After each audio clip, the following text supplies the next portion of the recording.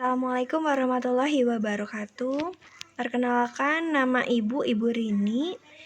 Ibu akan mengajar mata pelajaran basis data. Di kelas 11 ini, kita akan mengetahui apa sih itu basis data.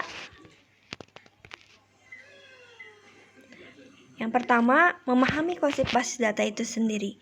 Nah, basis data terdiri dari dua kata, yaitu ada basis dan data. Basis adalah tempat berkumpul atau bisa juga disebut dengan gudang. Sedangkan data adalah fakta dunia nyata yang mewakili suatu objek, contohnya seperti manusia, mobil, barang, peristiwa, keadaan, dan sebagainya, yang direkam dalam bentuk huruf, angka, simbol, teks, gambar, bunyi, atau kombinasinya. Pengertian basis data adalah kumpulan data yang disimpan di dalam komputer secara sistematik sehingga dapat diperiksa menggunakan suatu program komputer. Untuk apa?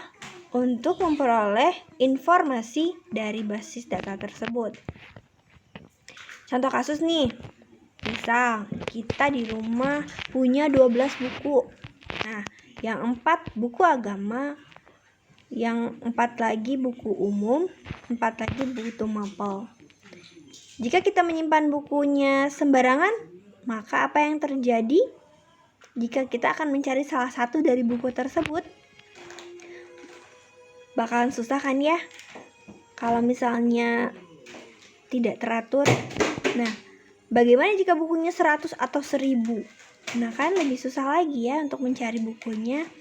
Untuk mengatasinya, maka dapat dilakukan dengan cara mengatur tata letak setiap jenis buku di dalam rak. Nah, misalnya gini, buku agama itu di raknya paling atas ya.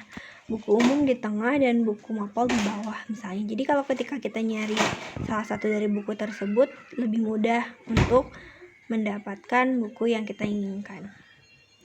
Gitu ya. Nah, sistem basis data ini memiliki ruang lingkup yang lebih luas dari basis data. Nah, tadi basis data itu adalah kumpulan terorganisir dari data-data yang saling berhubungan sedemikian rupa sehingga dapat mudah disimpan, dimanipulasi, serta dipanggil oleh penggunanya. Nah, sistem basis data harus mempunyai beberapa elemen penting nih, yaitu basis data sebagai inti dari sistem basis data. Yang kedua, perangkat lunak atau software untuk perancangan dan pengelola basis data. Yang ketiga, ada hardware-nya, yaitu perangkat keras untuk mendukung operasi pengelolaan data. Yang keempat, manusianya tentunya ya, yang memiliki peranan penting, yaitu sebagai pengguna yang mempunyai fungsi sebagai pengelola. Contoh nih ya, di sini ada kegiatan satu-satu, tolong nanti catat di buku masing-masing. Silakan. Di sini ada judul kegiatannya. Kita akan menganalisis kemudahan penggunaan basis data. Jenis kegiatan mandiri yaitu sendiri-sendiri. Tujuan kegiatannya, yang pertama, Ibu harapkan anak-anakku sekalian di sini dapat menjelaskan kemudahan penggunaan basis data dengan tepat. Yang kedua, yaitu anak-anak Ibu harapkan bisa menunjukkan penggunaan basis data dalam kehidupan sehari-hari dengan terampil. Langkah-langkahnya yang pertama nih ya. 1. Amati penggambaran basis data pada gambar berikut. Kalau masih bingung, ini apa sih gitu ya? Lihat di sana kita bisa lihat ada 5 laptop dan tahu kan di laptop pasti banyak data-datanya ya. Nah, ada kayak kalau di sana sus ada lemari gitu ya, lemari besi, ada dokumen-dokumen penting. Contohnya misalnya sekolah ya. Sekolah aja banyak arsip-arsip dokumennya kan ya. Ada arsip guru misalnya, atau siswa yang aktif, atau juga siswa yang tidak aktif. Siswa yang tidak aktif contohnya udah alumni gitu ya, atau keluar, atau juga siswa baru nih.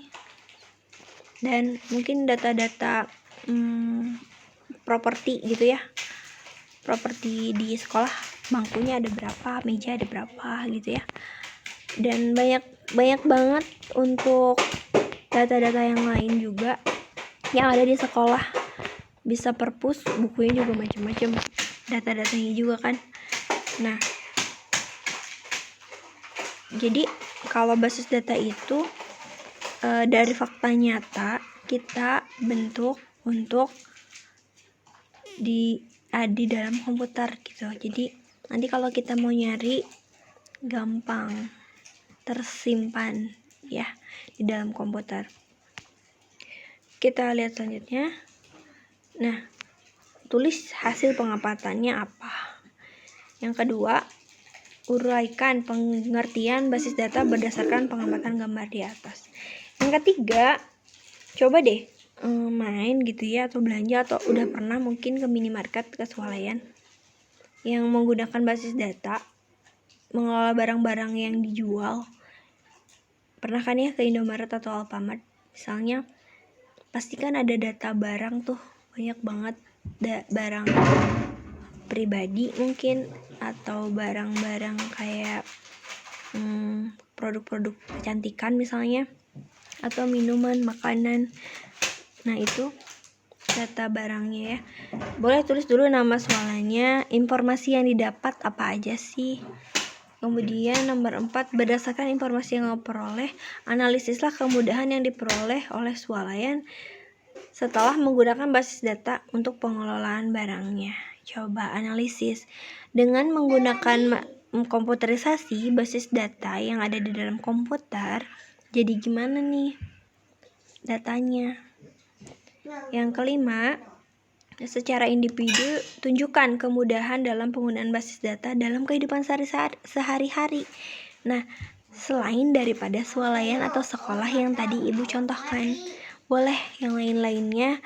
Silahkan, apa aja sih yang kira-kira dalam kehidupan sehari-hari itu harus terkomputerisasi gitu ya. Dari kelima pertanyaan itu silahkan tulis di buku masing-masing. Nanti selanjutnya boleh datanya dikirim ke Ibu. Dari Ibu hari ini cukup sekian, itu aja dulu pengenalan, dan 5 pertanyaan itu tolong dijawab. Terima kasih. Wassalamualaikum warahmatullahi wabarakatuh.